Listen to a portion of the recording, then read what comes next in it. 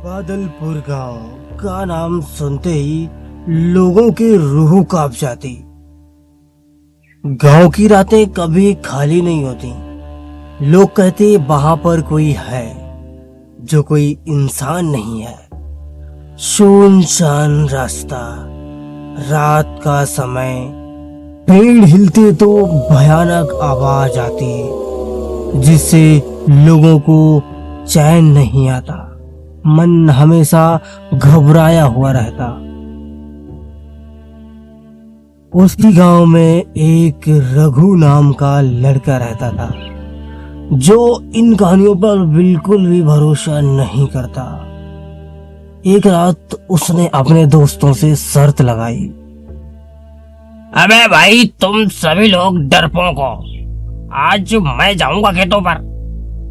उसका दोस्त बोला, अबे भाई तू पागल हो गया है, वो रास्ता शमशान को जाता है, शमशान को। तभी रघु बोला, अबे भाई, तुम लोग इतने डरपोक हो, मैं साबित कर दूंगा कि छलावा कोई चीज नहीं होता। उसी रात रघु हाथ में एक टार्च लेकर और एक छोटा सा बैग लेकर निकल जाता है। लगभग रात के 12 बजे हुए होंगे।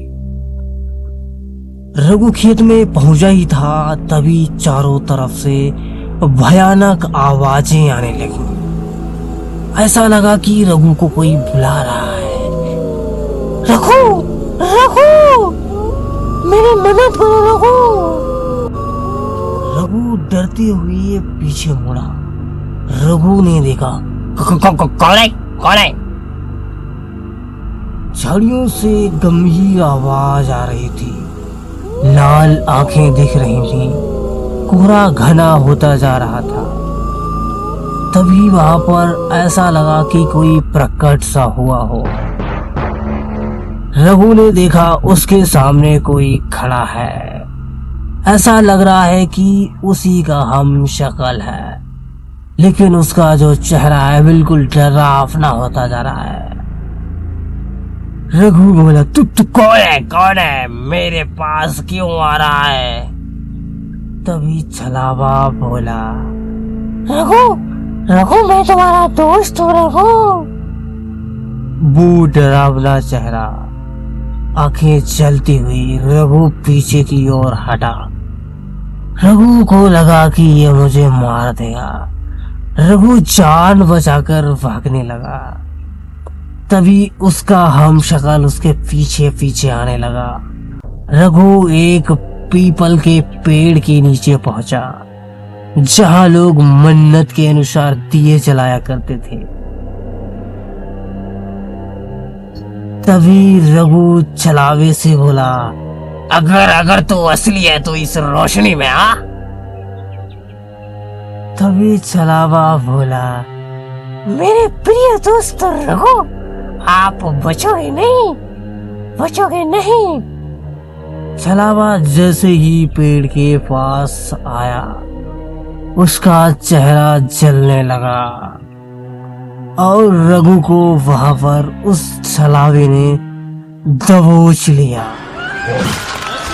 दीप जलता रहा, साया पिघलता रहा।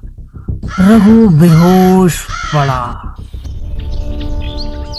अगले दिन जैसे ही सुबह हुई, गांव के लड़के खेत को घूमने आए।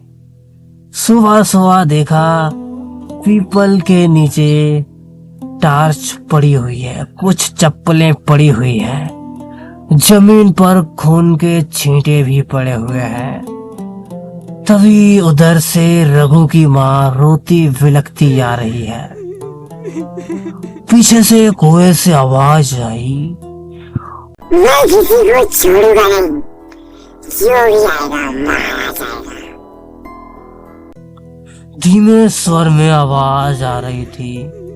गांव के सारे लोग घबरा गए थे। पीछे से फिर से आवाज आई, मैं कभी लौटूंगा नहीं, मैं कभी लौटूंगा नहीं। उसी दिन से गांव में हर अमावस्या लोग गायब होने लगे। कोई बच्चा गायब होता, तो कोई बुजुर्ग गायब होता। लोगों का कहना था छलावा हर किसी के अंदर प्रवेश कर जाता है। इसी प्रकार से बादलपुर गांव को ये अभिशाप लग गया और वहां पर अभी भी कुछ ठीक ठाक नहीं रहता।